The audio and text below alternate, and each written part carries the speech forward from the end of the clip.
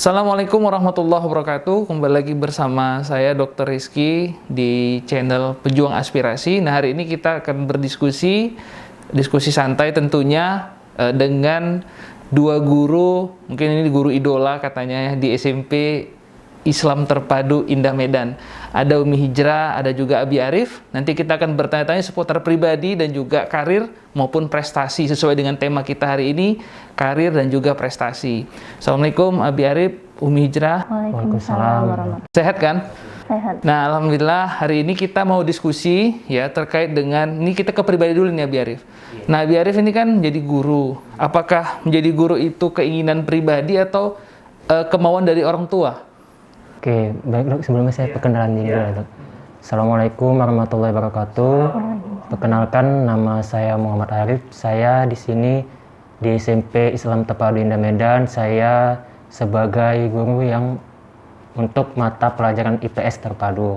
Di sini saya juga mengajar dari kelas 1, 7, 8 maupun kelas 9. Baik, mengenai pertanyaan tadi, keinginan saya menjadi seorang guru adalah sebetulnya bukan tujuan utama saya. Oh, bukan tujuan utama ya? Tujuan utamanya apa, Abi? Menjadi apa? Ya, basic saya kan sebetulnya saya lulusan SMK.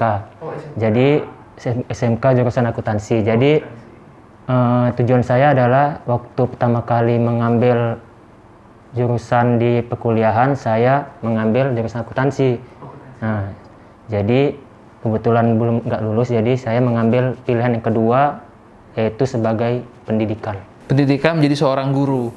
Nah, ini kan hari ini menjadi seorang guru.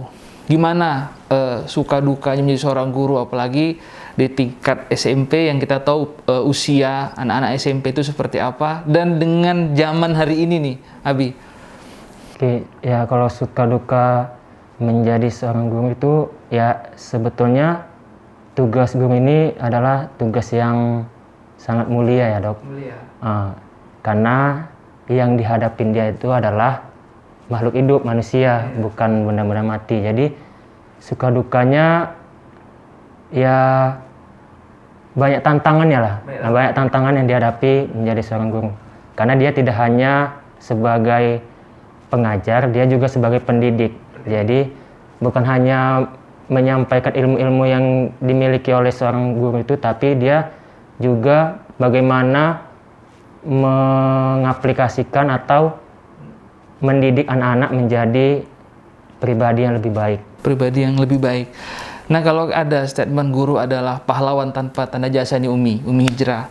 Nah, Umi kan sering orang-orang mengatakan banyak guru-guru muda, terkadang guru-guru yang senior menganggap guru-guru muda ini ilmunya belum banyak. Nah, menurut Umi sendiri, pengalaman menjadi seorang guru seperti apa? Nah, menurut saya menjadi guru itu adalah sosok yang luar biasa karena dengan kita bagaimana cara kita memotivasi siswa sehingga dia bisa menjadi anak yang berkualitas ke depannya. Karena jujur saya menjadi guru ini karena termotivasi dari guru saya dulu pas SMA. Ada gitu. Iya, guru SMA ya? Guru SMA. Nah, jadi saya melihat mungkin jadi guru itu menyenangkan, bisa berbaur dengan peserta didik sehari-harinya seperti itu. Nah, dukanya menjadi guru apa Umi? Dukanya itu bukan suka ya, ini dukanya ya. Dukanya sekarang kan saya mengajar SMP nih Pak, jadi menghadapi anak-anak yang memasuki remaja. Terkadang terjadi perselisihan antar teman, perkelahian kecil seperti itu. Nah, untuk menyelesaikan permasalahan antar mereka ini saja menurut saya yang harus mencari cara yang tepat agar kita tidak dinilai, oh Umi hanya ke sini aja nih, nggak ke saya gitu. Tidak, apa ya, harus ada adil ya, rasa iya, adil adil ya. Nah, kalau kita bicara siswa ini kan sekarang kan beda ya kalau kita mungkin sekolah dulu, apalagi di zaman saya dulu sekolah gitu ya. Itu kan kami kalau udah kata ada guru BP itu nurut aja ya. Nah sekarang ini dengan kondisi Umi sebagai guru pengajar ataupun Abi sebagai guru pengajar, ini suka dukanya kan tadi sudah disampaikan. Tapi hari ini melihat situasi anak-anak untuk merubah pola pikir mereka gimana supaya bisa betul-betul dia sekolah untuk menuntut ilmu. Umi lah dulu nih bisa ngasih tanggapannya. Gimana ya? Menurut saya sih memang waktu masih zaman-zaman kita lah yang sekolah dulu, memang identik kalau sekolah itu, tadi kan dokter menyinggung BP, guru BP atau BK. Dulu pada zaman-zaman anak dulu, zaman-zaman kita lah dulu sekolah, kalau udah namanya mendengar kata guru BP atau BK itu udah Takut ya? sangat takut. Karena kalau udah BP, BK itu pasti yang dihadapi adalah masalah-masalah. Betul. Sebetulnya makna dari guru BP atau BK itu adalah guru BP atau BK itu dia bukan hanya mengatasi masalah-masalah siswa yang ada di sekolah, tapi bagaimana seorang guru BP atau BK itu membantu mengatasi permasalahan, baik permasalahan siswa maupun permasalahan dalam situasi KBM, kegiatan belajar mengajar. Jadi bukan hanya sekedar kasus-kasus yang dihadapi sikap, tapi juga permasalahan pengetahuan si anak ini. Apakah dia sudah tuntas dalam KBM ataupun belum. Jadi tapi faktanya kedepannya sampai saat ini anak-anak sudah tidak terlalu takut dengan yang namanya guru BP atau BK. Nah, karena semakin zaman semakin canggih, teknologi semakin ini ya. Jadi bukan hanya kepada guru BP atau BK saja mereka tidak takut, kepada guru-guru lain pun juga sudah Tidak takut juga. Iya, sudah. Sama kepala sudah sekolah pun nggak takut juga ya. Agak sedikit apalah gitu, pergeseran. Ya. Nah, berarti kan kita harus merubah pola mengajar, pola berpikir. Kita bisa dengan konsep-konsep yang lebih lebih soft ya. Kalau kita dengan kekerasan mungkin kan, kalau dulu kita lihat guru BP berdiri aja, siswa itu udah takut. Nah sekarang ini guru BP berdiri, jangan guru BP, kepala sekolah berdiri pun nggak takut kan gitu. Artinya tinggal polanya Abi dan Umi lah untuk bisa merubah itu. Karena memang situasi di SMP Islam Terpadu Indah Medan ini juga kan melahirkan generasi Islam yang Qurani. Nah, terkait dengan prestasi yang sudah didapat oleh Abi ataupun Umi menjadi pengajar ataupun dengan sekolah sendiri, mungkin bisa dikasih tanggapan nih, Abi. Kalau pribadi saya, ketika saya mau lulus kuliah, saya ada meraih prestasi sebagai pengajar terbaik untuk bidang studi ekonomi. Karena basic saya kan pendidikan ekonomi. Nah, jadi saya mendapat prestasi guru pengajar terbaik di Fakultas Ekonomi. Nah, berarti prestasi yang didapat oleh Abi ini bisa diterapkan nih kepada siswa. Salah satunya kita mengajarkan seperti ilmu marketing pemasaran, terus merubah pola-pola bagaimana menjadi siswa itu bisa berpikir ekonomis dalam hidup. Nah, itu juga perlu diberikan masukan-masukan, muatan-muatan. Nah, Umi juga kan pengajar kewarganegaraan ya, PPKN. Dibuat praktek-praktek seperti pengadilan semu, diajak berpikir mereka untuk berpikir kritis, membangun, karena nanti setelah tamat dari SMP Islam Terpadu Indah Medan, dia juga selain punya bekal agama yang kuat, tapi juga punya bekal ilmu di luar dari pendidikan agama yang memang hari ini dengan kehidupan yang cukup keras kalau kita lihat ya, Abi dan Umi juga udah merasakan pastinya. Nah ini juga menjadi tolak ukur yang baik sekali untuk ke depan, apalagi untuk dunia pendidikan. Nah Abi, mungkin tanggapan terkait dengan SMP Islam Terpadu Indah Medan ini seperti apa? Program-programnya, terus juga apa yang sudah dijalankan selama ini oleh kepala sekolah dan seluruh guru.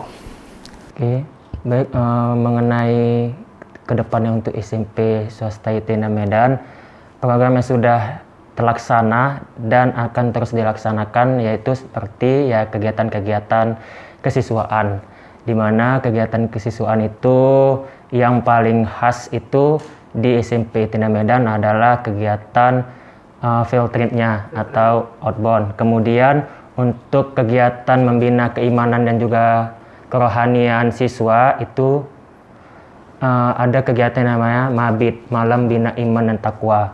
Mabit ya. Kemudian untuk melatih kepemimpinan dan juga keorganisasian siswaan siswa SMP Tina Medan itu tiap tahun atau tiap ajaran baru itu ada namanya kegiatan pemilihan OSIS. Jadi untuk melatih kepemimpinan dan juga keorganisasian struktur organisasi di SMP Tina Medan. Kemudian tadi sudah untuk keagamaan itu ada Mabid, untuk pelatihan kepemimpinan itu ada kegiatan OSIS. Kemudian untuk outing kelasnya, pembelajaran di luar kelas itu ada outing kelas atau field trip kan, studi tour. Kemudian untuk kegiatan PHBI, Hari Besar Agama Islam, kita ada Maulid, Isra Mi'raj, kemudian kajian di bulan puasa juga ada ya. Kemudian pesantren kilat ketika bulan Ramadan. Kemudian untuk Hari Besar Nasional itu ada 17 Agustus, ada Hari Sumpah Pemuda, Hari Pendidikan Nasional, Hari Guru, ya kesaktian Pancasila, Hari Guru, memperingati Hari Guru kan. Baik Umi, ini di closing statement ya, mungkin bisa dipromosikan SMP Islam Terpadu Indah Medan. Mungkin bisa lihat kamera Umi. Nah, jadi selama ini orang berpikiran kalau sekolah Islam terpadu itu dikonotasikan sebagai sekolah yang mahal seperti itu. Tetapi kalau di SMP IT Indah Medan ini tidak sekolah mewah, tetapi dengan biaya murah, masih terjangkau di semua kalangan. Dan pun di sini menekankan pada keislaman siswanya, yaitu kita setiap pagi melaksanakan apel pagi, yang itu siswa diberikan seperti membaca Asmaul Husna dan membaca doa sebelum belajar. Dan pada saat di jam duha itu kita juga melaksanakan sholat duha berjamaah. Dan itu setiap harinya siswa bergantian untuk menyampaikan kultum. Nah, di situ kita bisa belajar, siswa terutama, membangkitkan rasa percaya diri mereka. Setelah itu di sholat zuhur, mereka juga melaksanakan sholat zuhur berjamaah. Setelah itu ada apa lagi ya, Beri? Oke, setelah saya bantu ya. Setelah memang untuk kegiatan tiap harinya ya. Setiap hari memang siswa pagi itu ketika bel berbunyi itu ada namanya kegiatan literasi ya. Literasi pagi biasa kita melaksanakannya itu di apel, pada apel pagi. Di situ siswa akan diberikan bimbingan arahan bagaimana bersikap di lingkungan sekolah kita, dan juga diterangkan kembali peraturan yang ada di sekolah. Kemudian ada sholat duhanya, kemudian sholat zuhur berjamaah, itu dari Senin sampai Sabtu. Kemudian di hari Jumatnya itu ada yang namanya untuk siswi yang tidak melaksanakan sholat Jumat itu ada kegiatan keputrian yang akan dibimbing oleh umi-uminya. Dan untuk yang siswa laki-lakinya melaksanakan sholat Jumat di masjid lingkungan sekolah. Kemudian di setiap hari Sabtu itu kita SMP Tina Medan memiliki ciri khasnya ya, karena di SMP Tina Medan itu kegiatan KBM itu hanya di Senin sampai Jumat, mulai dari 7.15 sampai pukul 14.45. Kemudian di hari Sabtunya itu khusus untuk kegiatan pengembangan diri siswa bakat, yaitu kegiatan ekstrakurikuler, di mana ekskul yang ada di SMP Tina Medan yaitu yang pertama itu ekskul wajib, yaitu ekskul pramuka. Jadi seluruh siswa itu wajib mengikuti ekskul pramuka tanpa terkecuali. Kemudian siswa juga menentukan ekskul pilihannya. Jadi selain ekskul wajib, siswa juga menetapkan ekskul pilihannya, di mana ekskul pilihan di SMP Tina Medan yang pertama itu ada ekskul pencaksilat, kemudian ekskul futsal, dan yang paling utama itu adalah yang paling banyak mendapatkan prestasi, alhamdulillah SMP Tina Medan itu ekskul tahfiz dan juga ekskul tilawahnya. Yang pertama tadi ada pencaksilat, futsal, tahfiz, tilawah, kemudian ada ekskul paskibra. Dan juga ada ekskul seni tari. Oke, di mana yang paling utama itu yang menjadi ciri khas SMP Tina Medan adalah kegiatan tahfiznya, karena memang yang digaungkan dari sekolah kita adalah tahfiznya, yaitu sesuai dengan visi SMP Tina Medan, yaitu melahirkan generasi yang islami sesuai dengan Al-Quran dan Sunnah hadis. ya. Kemudian di mana waktu untuk ekskul tahfiz ini salah satu siswa SMP Tina Medan sudah pernah mewakili Provinsi Sumut untuk ajang nasional tingkat kontes PAI nasional yang diadakan pada saat itu di Sulawesi Selatan. Jadi alhamdulillah siswa kita yang mewakili Provinsi Sumut untuk lomba di ajang nasional pada kontes PAI.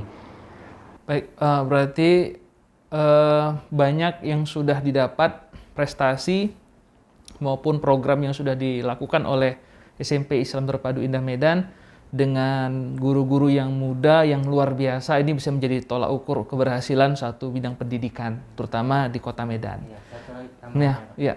Selain kegiatannya yang full, kemudian juga yang paling utama itu adalah tadi kan sudah disinggung oleh Umi Hijrah, yaitu sekolah mewah. Jadi alhamdulillah sekolah kita memiliki fasilitas yang sangat lengkap, di mana kelas kita yang pertama itu full AC ya. Kemudian yang kedua kita memiliki sarana prasarana yang lengkap, di mana kita memiliki masing-masing ada lapangannya. Ada lapangan futsal 1, lapangan basket, badminton, ada masing-masing cabang olahraga itu ada lapangannya. Jadi enggak satu kesatuan satu lapangan, tapi kita memiliki satu lapangan. Ada ekskul futsal, ada lapangan sepak bola, basket, badminton, lapangan voli. Kemudian kita memiliki bus apabila ada siswa untuk antar jemput dan juga untuk kegiatan holiday atau outing kelas. Selanjutnya kita memiliki dalam kegiatan KBM itu menggunakan Infokus ya, menggunakan Infokus. Berarti banyak yang yang dimiliki sarana prasarana oleh SMP Islam Terpadu Indah Medan. Mudah-mudahan ini bisa menjadi tolak ukur untuk kemajuan bidang pendidikan yang hari ini diwadahi oleh SMP Islam Terpadu Indah Medan. Terima kasih Abi, terima kasih Umi sudah berbincang sedikit di podcast hari ini. Mudah-mudahan Abi dan Umi tetap semangat, sehat, terus bisa memberikan karya nyata dalam dunia pendidikan dan bisa melahirkan generasi Islam yang Qurani sesuai dengan visi dan misi SMP Islam Terpadu Indah Medan. Dan mudah-mudahan dengan adanya podcast hari ini bisa menjadi satu tolak ukur bahwasanya masih ada di Kota Medan SMP Islam Terpadu yang hari ini memberikan kontribusi nyata dan melahirkan generasi Islam yang Qurani. Dan hari ini juga dengan guru-guru yang muda-muda, apalagi katanya ini guru-guru yang idola, ya kan? Nanti kalaupun belum ada jodohnya, mungkin sekalian promosi lah di sini. Ya, terima kasih. Mohon maaf segala kekurangan. Assalamualaikum warahmatullahi wabarakatuh. Waalaikumsalam warahmatullahi wabarakatuh.